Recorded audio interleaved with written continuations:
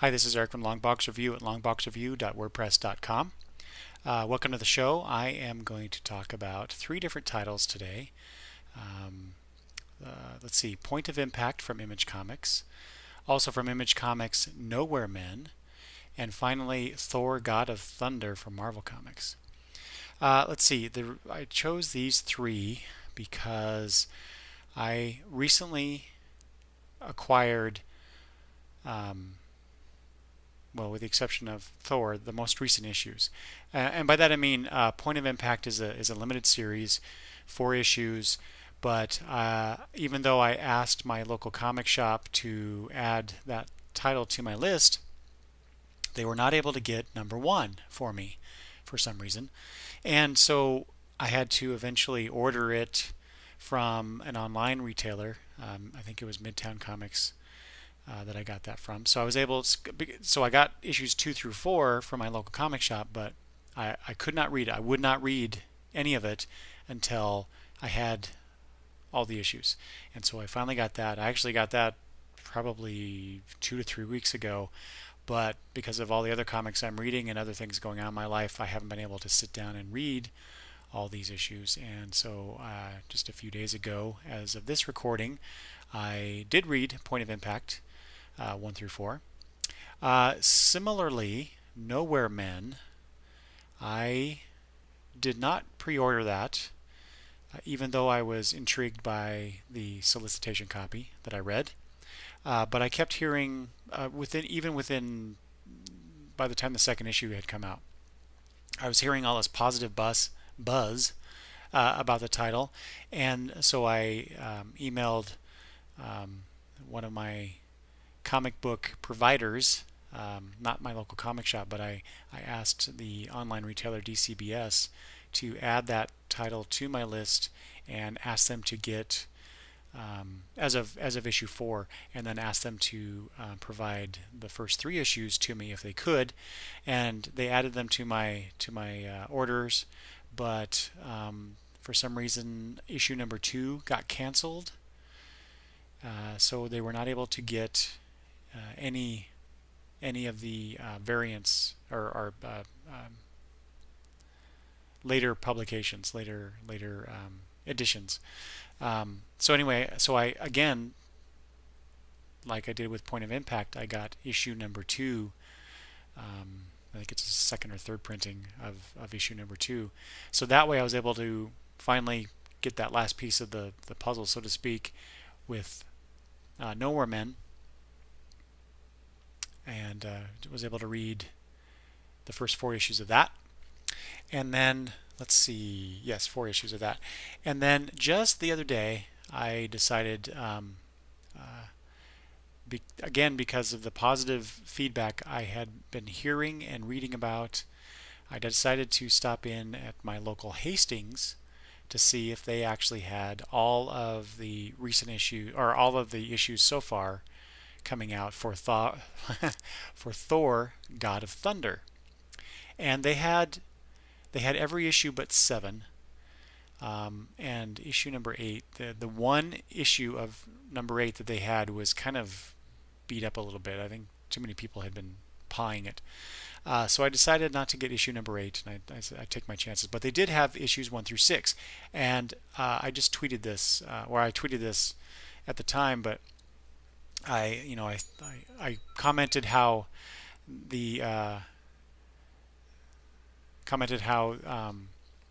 I bought these issues at cover price, $3.99, and wondered aloud, so to speak, if Thor: God of Thunder was worth $3.99.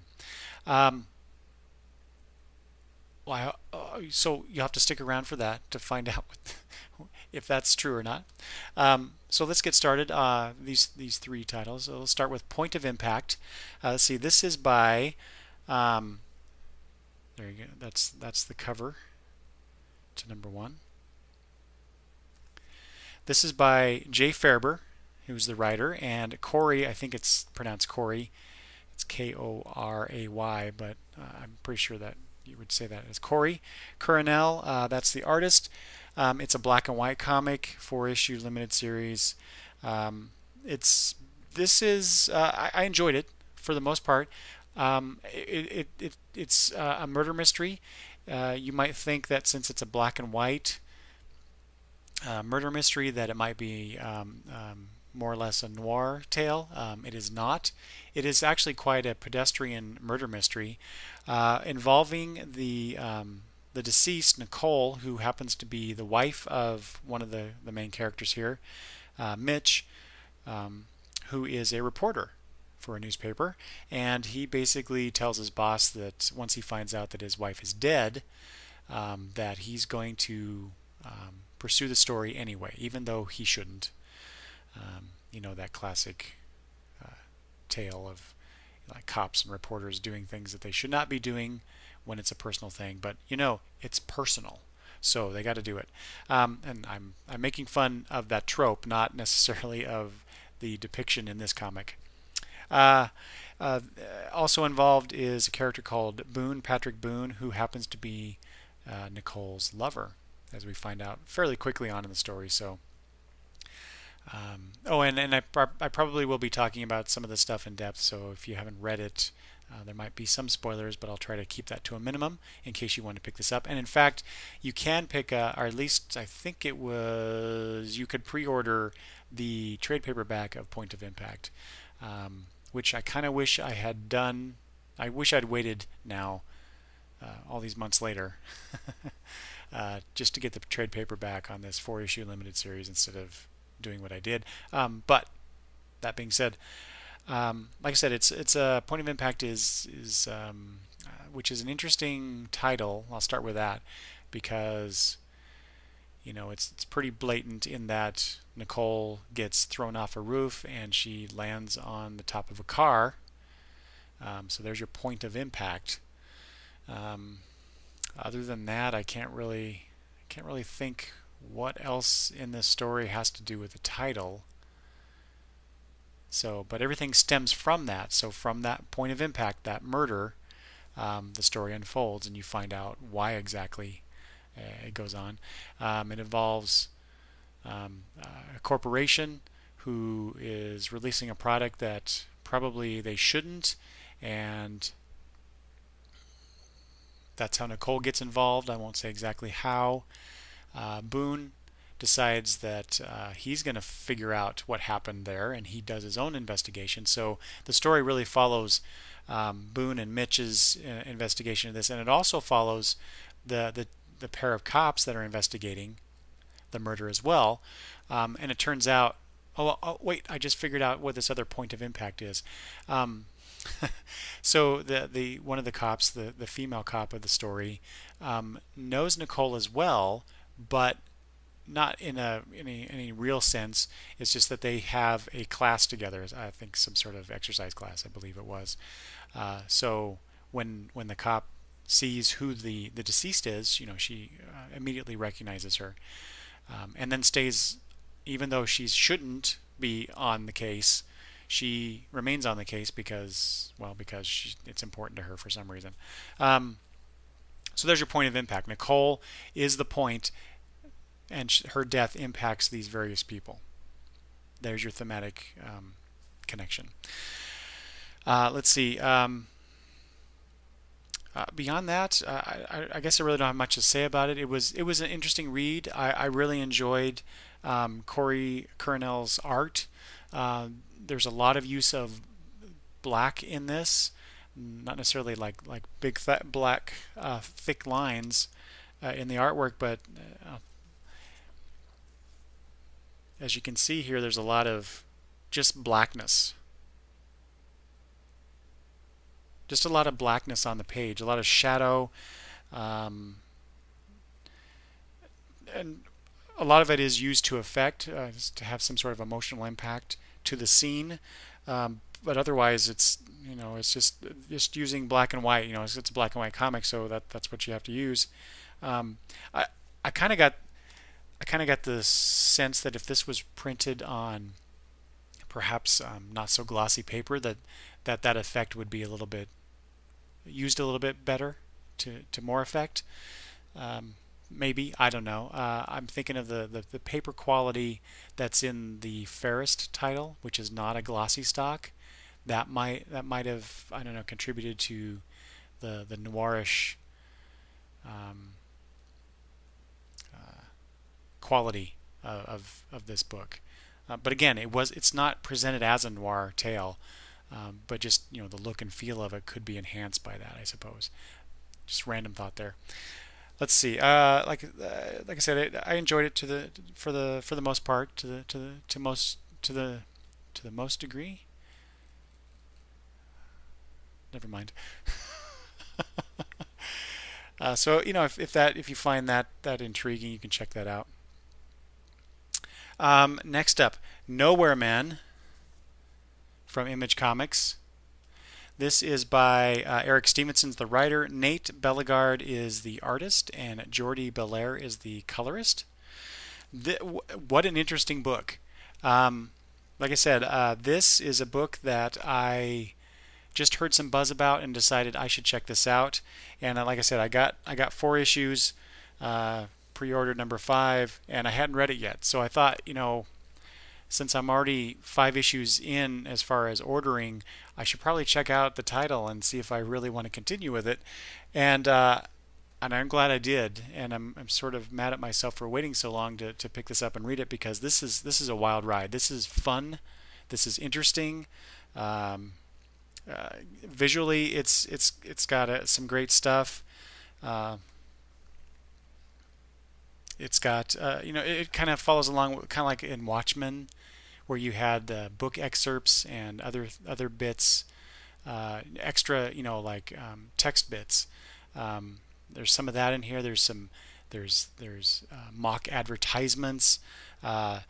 So magazine interviews featuring these characters in this world. It's just lots of fun. You may have heard the tagline and may have bought the T-shirt, and I kind of wish I had ordered that now, but we'll see if those are offered in some future previews, and I can order it. But science is the new rock and roll, so that's the tagline, and I can see that very much. So what this comic is about so far are these 4 guys, these 4 scientists. I don't know if it was actually referred to in the series yet, but I think of them as the Fab Four of science, and that's Dade Ellis, Simon Grimshaw, Emerson Strange, and Thomas Walker. And what they've done, so here I'll just read this bit from the first issue. Separately, they are among the greatest thinkers in the world, but together they comprise the all-out scientific supergroup known as WorldCorp. Though they've only been together briefly, their incredible new venture is sending shockwaves through the science community, so we're giving you the lowdown on what makes these sensational young men tick in the latest edition of our exclusive Fact Finder series. And so this is from the Science Chronicle. So the book basically opens up with this excerpt from the Science Chronicle, giving you the stats on these guys. So as a reader, immediately you get the pictures of them. You get where they're born, where they're from, what their degree is in. Just some little bits about them, what their favorite film, what their favorite book, what their favorite song is. So you kind of get a sense of their personality just based on these little bits. What I really like about this, from a visual standpoint, one, it's not in this first issue. I think it's in the second issue, yeah, where the inside covers are actually part of the story. So you're getting, and I meant to count all these pages, but there's a lot of content in here for, how much is this? $2.99. At least the first, yep. The second, the third is $2.99, and the fourth $2.99. I don't know how Image is making any money off of this, because this is good quality paper. It's color, lots of pages. Like I said, the inside covers are being used as part of the story or as part of the world building. If it's not actually part of the telling of the story, you get the inside cover is an ad or something that fits within this world. So you're getting a lot of content for $2.99. That's pretty awesome.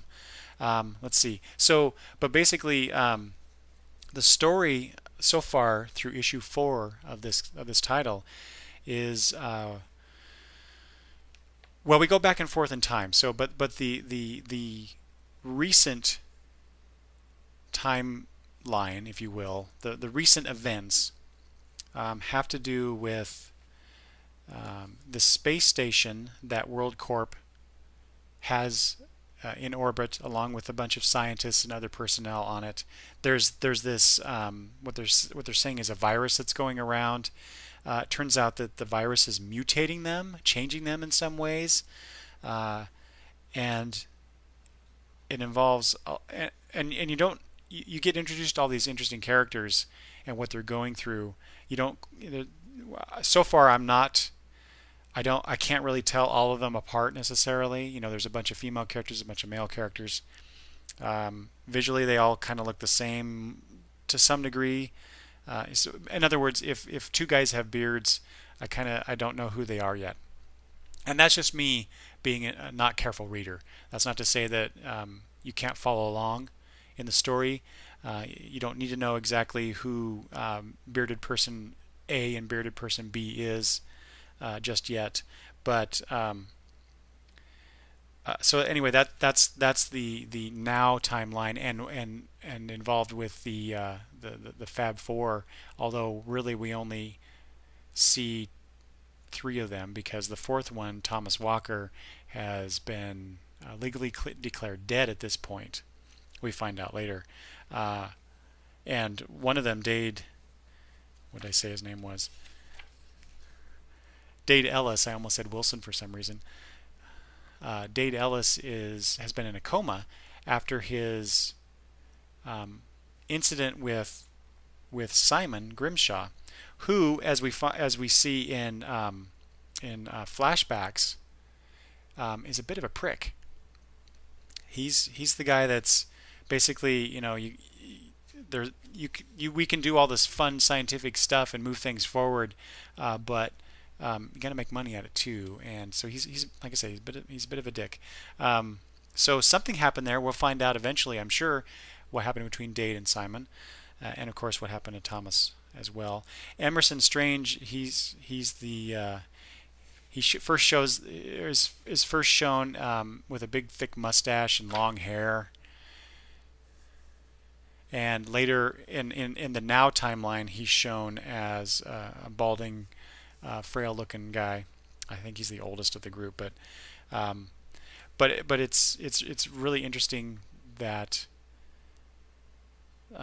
the world, like I said, the world building of this. So World Corp has introduced, what is it called, the cubic, which is kind of like, so it's a cube, but it seems to be like kind of like a smartphone is to us now. What else?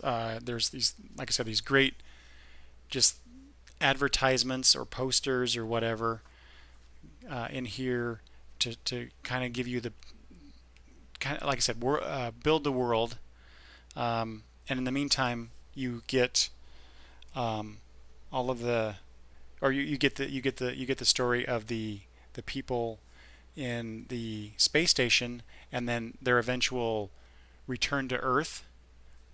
I won't reveal what happens exactly there, but some get changed, quite literally, physically get changed, and in some ways it's very helpful. In other ways it's perhaps not. We haven't quite got there yet, but of course the World Corp people and Simon, who has split off into his own company, will be after these folks as well. So there's going to be some conflict coming up there. One thing I just wanted to mention, so like I said, there's flashbacks, there's now, and different time periods in the flashbacks. It's not just one time period that we're following.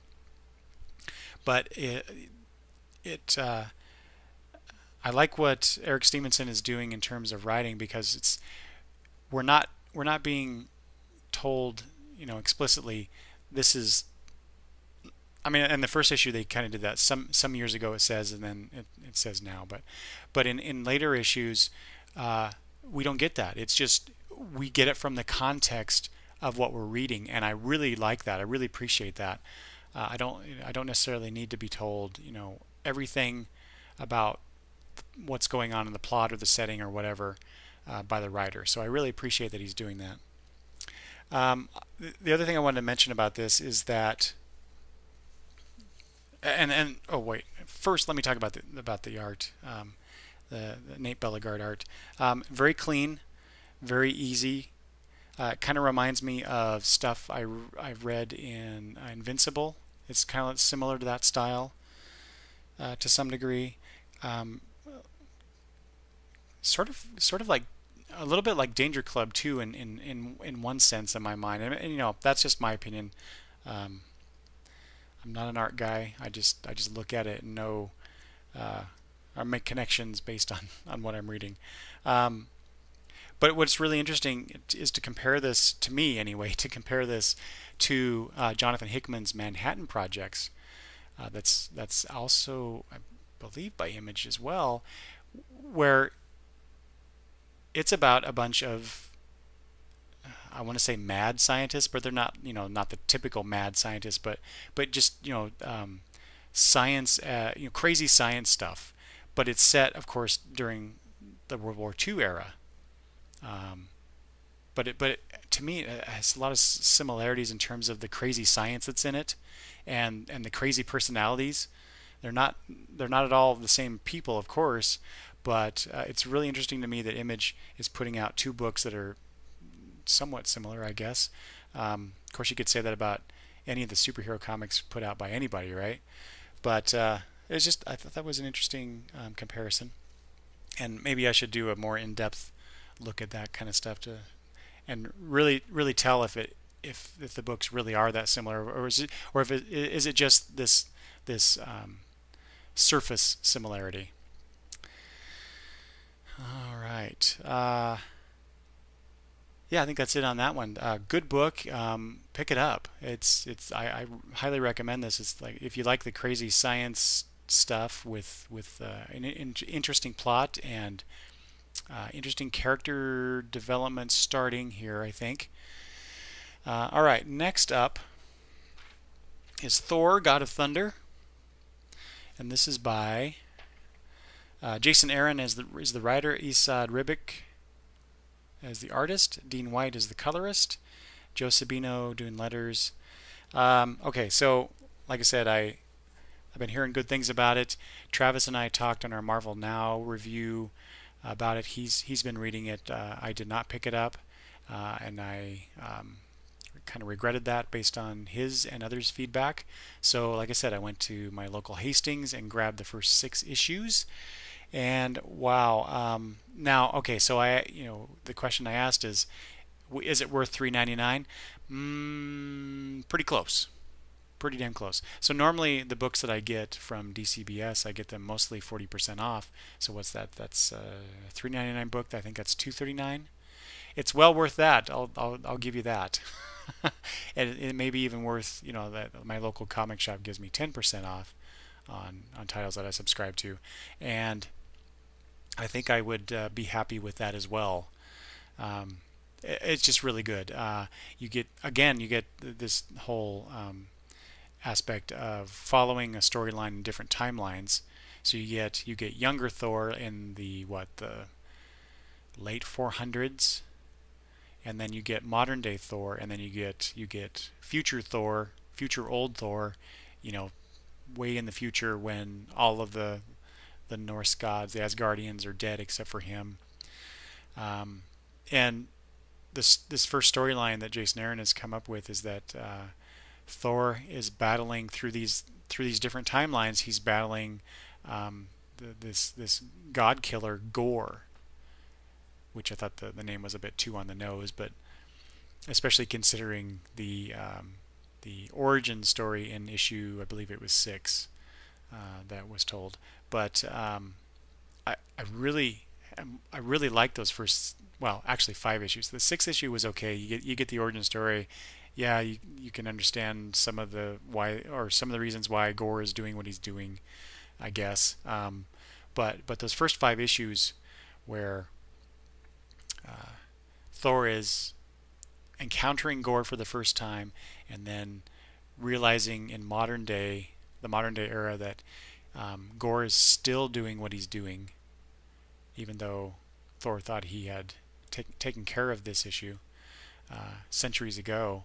So he decides he's going to go off and take care of it again. Um, but along the way, you get Thor encountering these dead gods from many planets, which I just think that's a really cool idea. In, to show, we have all the earthbound gods. Um, I just like the idea of all these other gods out there for various reasons, and just the visuals of them.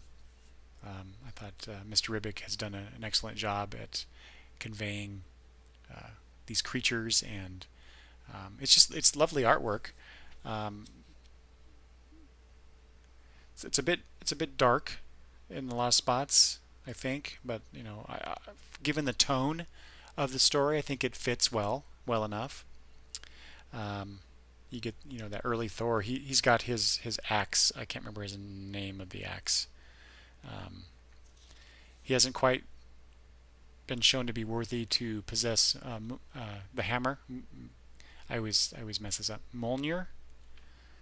I'm sure that's not correct, but he's got this axe that he uses instead, and just the typical young punk kid. He's centuries old at this time, but he's still a young punk kid. But and he's very arrogant, and he learns a very valuable lesson in a cave by Gore, who tortures him for like 2 weeks or something like that. And as Thor himself said, that's when he learned fear, which I thought that was pretty cool. A nice character revelation, I guess. We'll see how that plays out. Of course, in the end, not in the end, but later in the story, modern day Thor ends up teaming up with old Thor in the future. So I'd like to see where that's going to go. But also interesting, speaking of young Thor and how he is, old Thor in the story is ready to die. In fact, he wants Gore to finish him off, but Gore won't do it because of what happens in the storyline. Gore decides that Thor will be the last god that he kills, and but he keeps letting his what Thor refers to as Gore's attack dogs, these black creatures that can hurt Thor, but to some degree, but they never kill him. But so he has a run-in with these. Old Thor has a run-in with these dogs, and gets hurt pretty badly, but not enough to kill him. But he says basically, why won't you finish me off? I want to die, which I thought that was really interesting. Yeah, it's just it's a good title. It's on my pull list now. I'm hoping to get 7 and 8 very soon, and I need to contact.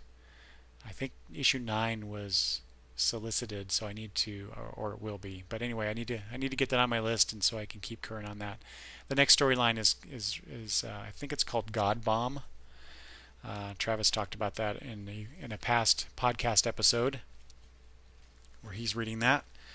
Let's see here. Is there anything else to discuss here? It's very entertaining. I think it's one of the better Marvel Now titles that's coming out. So definitely in my top 5. If I had to just say something like that, it's top 5. I'm not sure where it fits in, but there you go. Yeah, I think that's it. That's 3 titles that I've read.